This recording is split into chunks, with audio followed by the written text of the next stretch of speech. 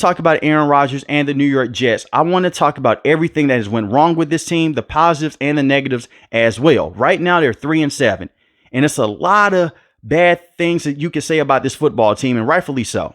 But I want to start off at the beginning of the season. They went out there against the San Francisco 49ers. They will lose this game 32-19. In my opinion, that's okay. It was Aaron Rodgers' first game back from tearing his Achilles the year before against the Buffalo Bills. They're figuring things out. You have a brand new offensive coordinator in Nathaniel Hackett. It's going to take time.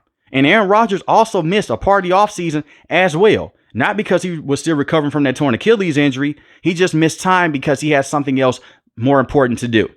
That came from him. So you look at what happened the next week against the Tennessee Titans. They go out there, they win this game 24-17, and rightfully so. You're going against a turnover-prone quarterback in Will Levis. He's a young guy still. The Jets should be able to go out there and win games like this at this point in time of the season. So they're going out there, they're looking good. The next week against the Patriots, they win this game 24-3. They go out there, they made Jacoby Brissett look like one of the worst starting quarterbacks in the NFL. They took care of business on Thursday night. The week after this is when they went into a tailspin. They will lose to the Denver Broncos 9-10. And this is where we get into game film. It wasn't because Aaron Rodgers had a completely terrible game. And it wasn't because Nathaniel Hackett was just a horrible offensive play caller. Even though he was at the time, this game was not on him. And it was not on Robert Salah either. Aaron Rodgers could have went out there, yes, scored some more points in the red zone, sure. They could have kicked 3 earlier instead of going for it. I understand that. They lost this game 9-10. Greg Zuerlein missed the possible game-winning field goal. That's not on Robert Salah. That's on Nathaniel Hackett. That's not on Aaron Rodgers. And the defense played very well in this matchup. They held the Denver Broncos to 10 points. And besides Courtland Sutton, wide receivers could not get open. So shout out to the defense and shout out for Aaron Rodgers for putting him in field goal range. Unfortunately, he misses the field goal. The week after this is where things get very ugly for the New York Jets franchise with Aaron Rodgers and the whole Nathaniel Hackett situation. You look at what happened against the Minnesota Vikings early in this game. Aaron Rodgers would go on to throw a pick 6. Now, this is a great play by Andrew Van Ginkel. For one, Nathaniel Hackett was not watching film. Why would you run a similar play that the New York Giants ran a couple weeks before to Andrew Van Ginkel's side? That same play went for a pick 6. And also on Aaron Rodgers. This is a veteran quarterback who's been in the NFL for a decade plus. You have to go out there and realize, hey, let me check this at the line of scrimmage. Let's just run the football. But he didn't do that. He throws the football right to Andrew Van Ginkel. It goes for a pick 6. And they lost this game 17-23. Aaron Rodgers just gave this team a free touchdown. A couple plays later, Aaron Rodgers goes out there and he has a horrendous overthrow to the Minnesota Vikings in the middle of the field. Offensive line protection was not terrible. The play calling was not bad on this certain drive, in this certain situation. This is on Aaron Rodgers. This is one of the best quarterbacks of all time, and he's throwing interceptions like this. There's no excuses for it. Later in the game, you have a potential game-winning drive here. You're down 23-17. They're moving away down the field. Look at what Aaron Rodgers does. Now, he came on the press conference after this game. He said, I teach the receivers to give me their eyes in practice. I'm surprised the man still practice. But when you looked at Aaron Rodgers in this situation, you did not lead the wide receiver up the field. You throw it completely on the inside to Stephon Gilmore. And the wide receiver does not have good placement here. It goes for an interception. Even if he was to lead the wide receiver up the field, the safety was going to rotate over and possibly make a play on the football. This is not a good read by Aaron Rodgers. So this is not on Nathaniel Hackett. This is not on Robert Salah. This is not on the defense. Because even though he threw that pick 6, this game was still close. He threw 3 interceptions in this matchup. This is on Aaron Rodgers. He lost them this football game. And when we look at the game after this, they will go on to fire Robert Salah. And it would take the play calling duties away from Nathaniel Hackett. The reason why I have a problem to why you fire Robert Salah at this point in time in the season, for one, if you're not confident in him being a head coach, you fire him over the offseason and then you bring in another head coach so he can go out there and formulate the right game plan and they can run things to the T of that coach. But instead, you bring in a brand new offensive play caller, and this is on Robert Salah. You saw that Coach LaFleur was a terrible offensive coordinator with Zach Wilson, even though Zach Wilson was one of the worst starting quarterbacks in the NFL. You bring in Nathaniel Hackett because he's close friends with Aaron Rodgers, and I understand Nathaniel Hackett was the offensive play caller last season as well. My apologies. But when you look at this situation, you're catering to Aaron Rodgers, who is an aging quarterback. He's not the same guy that he once was. So Robert Salah put himself behind the 8 ball.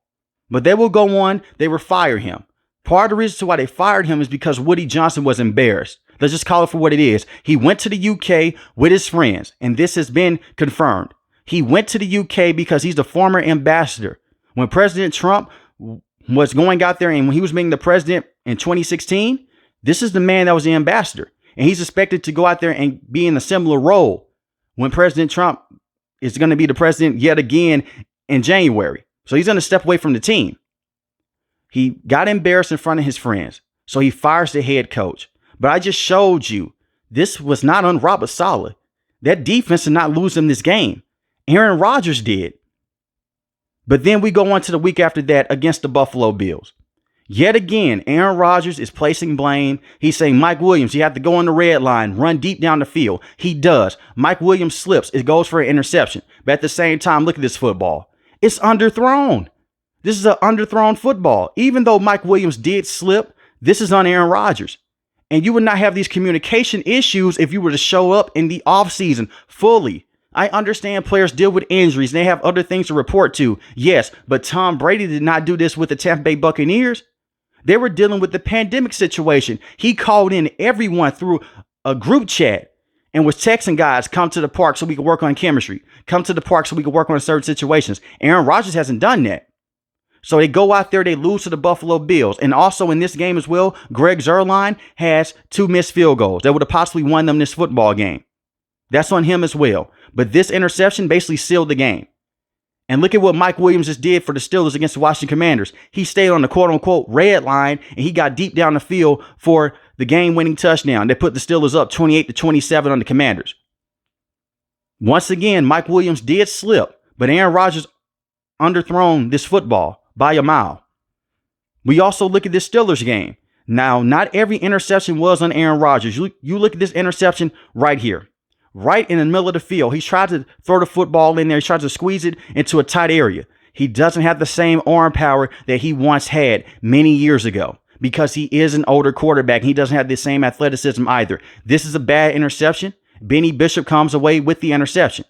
Now, the second interception in the game that you guys are watching right now on your screen, this was not on Aaron Rodgers. He throws a complete dime to Garrett Wilson. He splits the defenders. It bounces off his shoulder pad.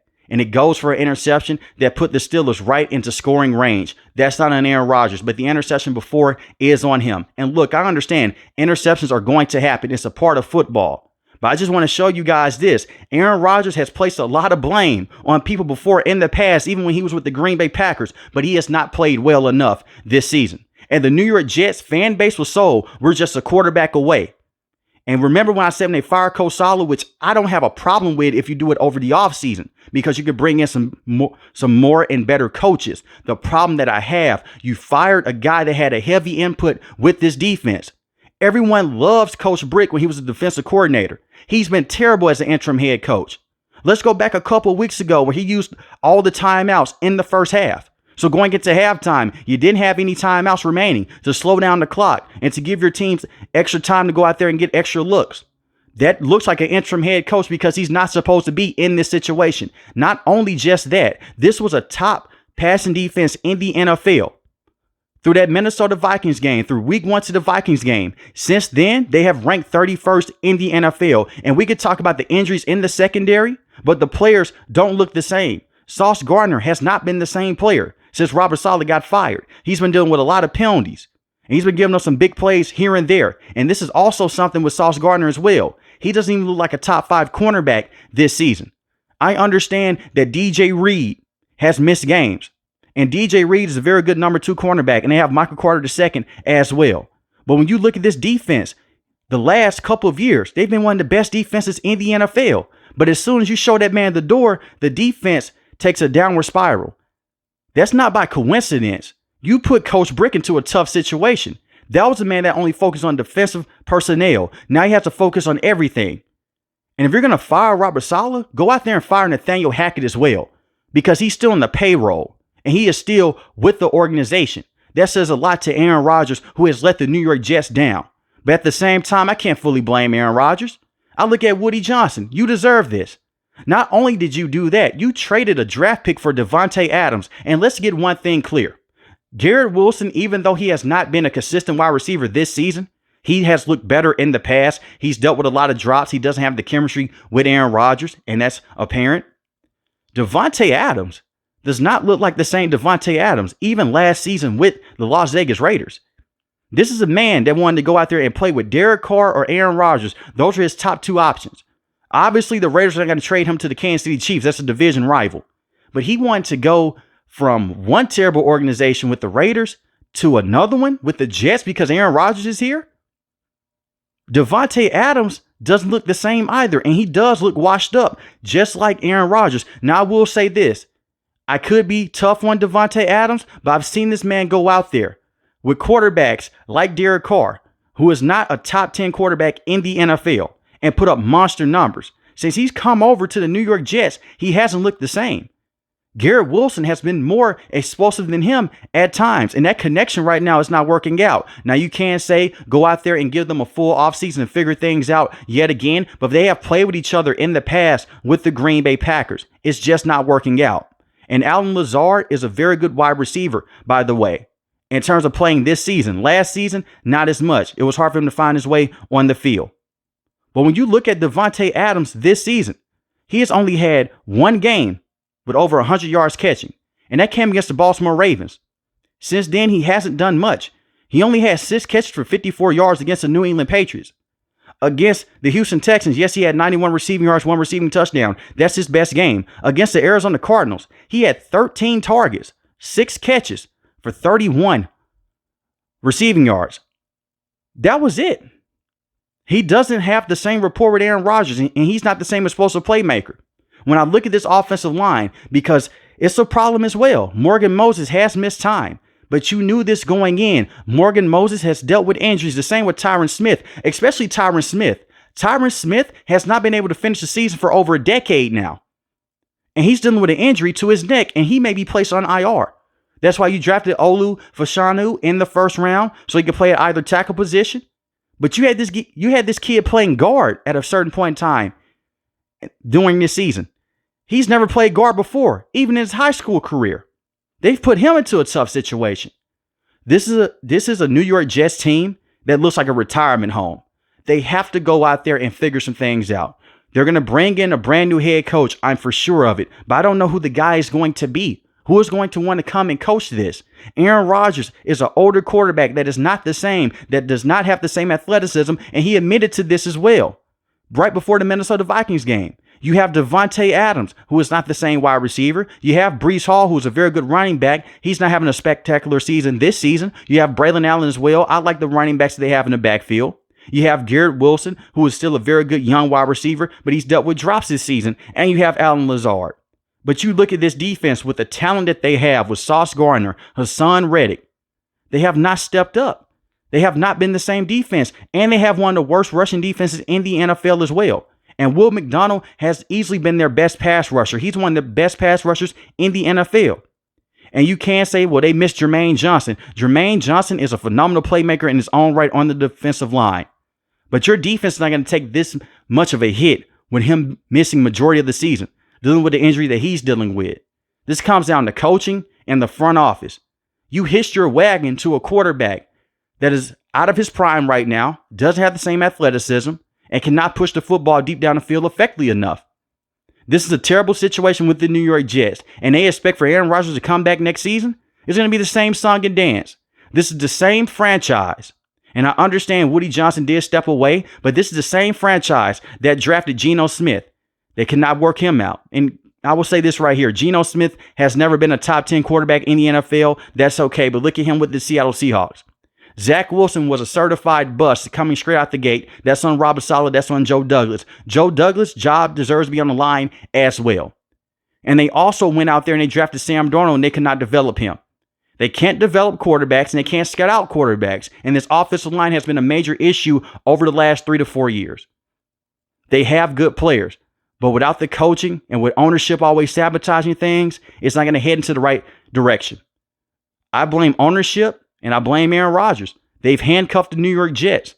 But all these miscues, they could have won a game here and a game there with a couple of field goals, sure. But at the same time, the New York Jets are not a playoff caliber team this season, And it's going to take a lot of work to make them a playoff caliber team next season as well. They pushed all their chips in this season. When they traded for Devontae Adams, they went out there, they acquired Mike Williams, then you traded him away. You brought in Alan Lazard, you brought in Aaron Rodgers, you brought in 2 brand new tackles. You've done everything that you can do to this roster.